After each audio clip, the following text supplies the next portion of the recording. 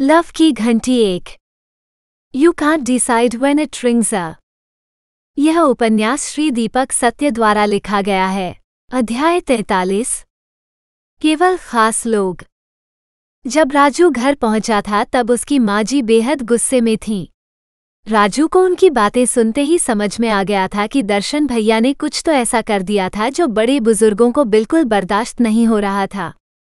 इसलिए राजू ने बिना कोई खास रिएक्शन दिए चुपचाप अपने कमरे में खिसकने का प्रयास किया। पिताजी ने उसे इशारा करके अपने पास बुलाया। उन्होंने उसे वो चिट्ठी दी जो दर्शन ने भिजवाई थी।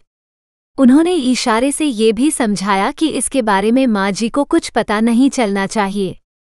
राजू हाँ जी कहकर अपने कमरे में चला गया। कमरे में जाते ही राजू चिट्ठी को पढ़ा तो उसकी आंखों में आंसू आ गए।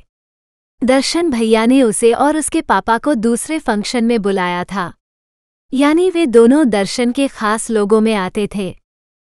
बाप बेटा खुश भी थे और इस मुद्दे की गंभीरता को भी समझते थे। इसलिए तय वक्त पर माँ को बताए बगैर दोनों चुपचाप दूसरे फंक्शन में चले भी गए। सुनीता दर्शन की शादी के इस खास फंक्शन में केवल 30 लोगों ने शिरकत की। दोनों के परिवारों के अलावा गिने चुने ही मेहमान बुलाए गए थे। जिस प्रकार राजू के पिताजी अपनी धर्मपत्नी से छिपकर यहाँ अकेले पधारे थे, उसी तरह वहाँ मौजूद हर कोई अपने अपने परिवार से छिपकर ही यहाँ आया हुआ था।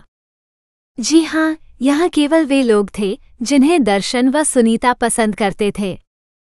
फंक्शन में मेहमानों को सबसे पहले एक यज्ञ में हिस्सेदार बनाया गया। इस यज्ञ को पंडितों की वही टीम संभाल रही थी जिन्होंने सुनीता दर्शन की शादी करवाई थी।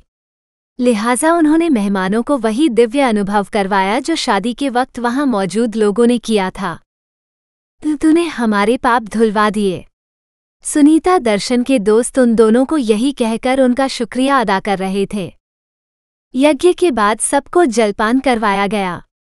जलपान में विभिन्न प्रकार के पकौड़े, चटनियां व मिठाइयां परोसी गईं, जिनकी खास बात ये थी कि किसी भी चीज में मैदा व चीनी का उपयोग नहीं किया गया था।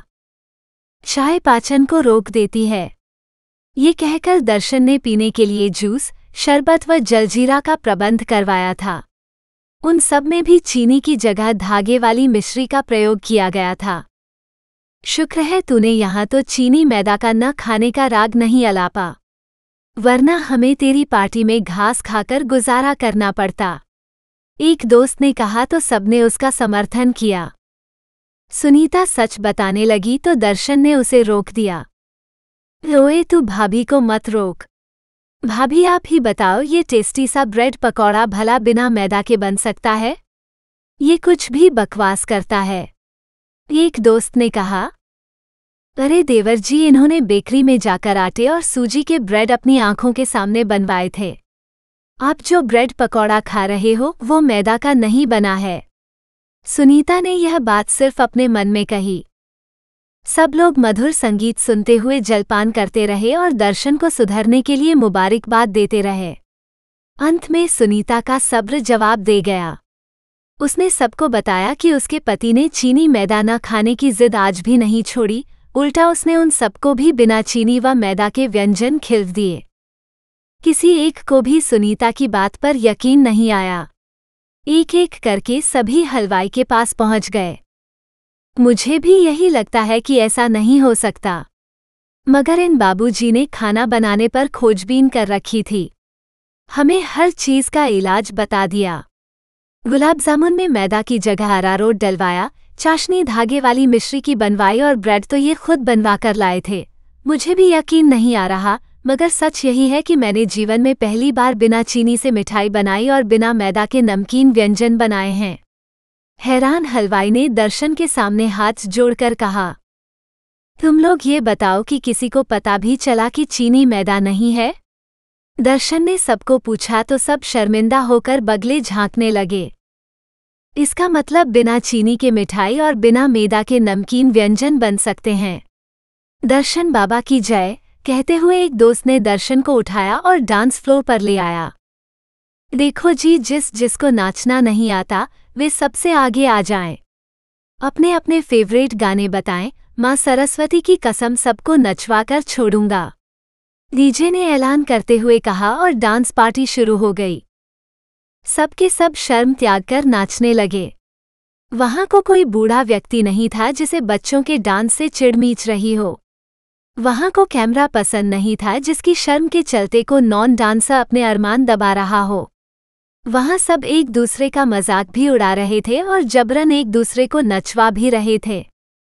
उस दिन पहली बार राजू और उसके पापा एक साथ नाच रहे थे।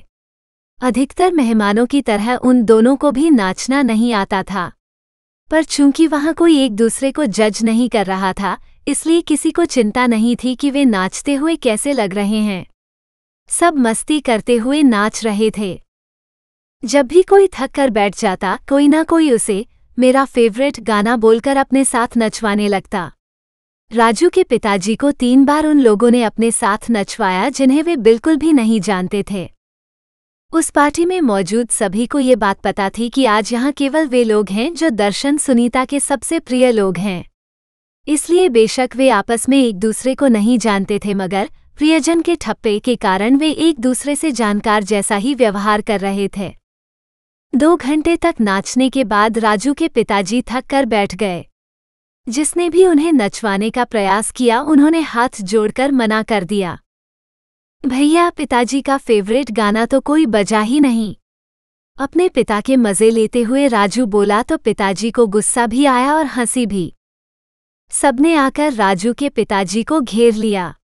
सबकी आंखों में एक सवाल था जिसका जवाब राजू के पिताजी को देना था। थोड़ी देर न करने के बाद वे मान गए।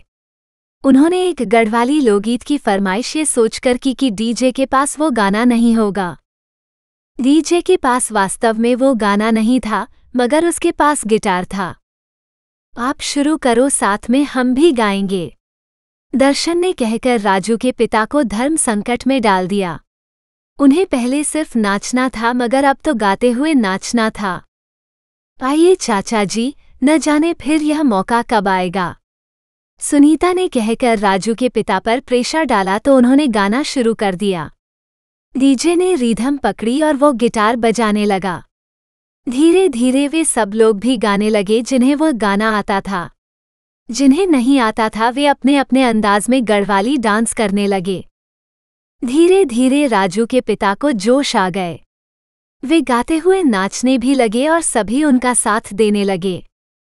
उस रोज उस शामियाने के नीचे पूरे 3 घंटे तक हर व्यक्ति नाचा। सब थककर चूर भी हो गए और उन्हें भूख भी लग गई। इस कमबख्त ने जितना खिलाया था उससे ज्यादा नचवा कर पचवा दिया। दर्शन की एक सहेली ने अपनी टांगों को खुद मसाज देते हुए कहा तो सब हंस दिए।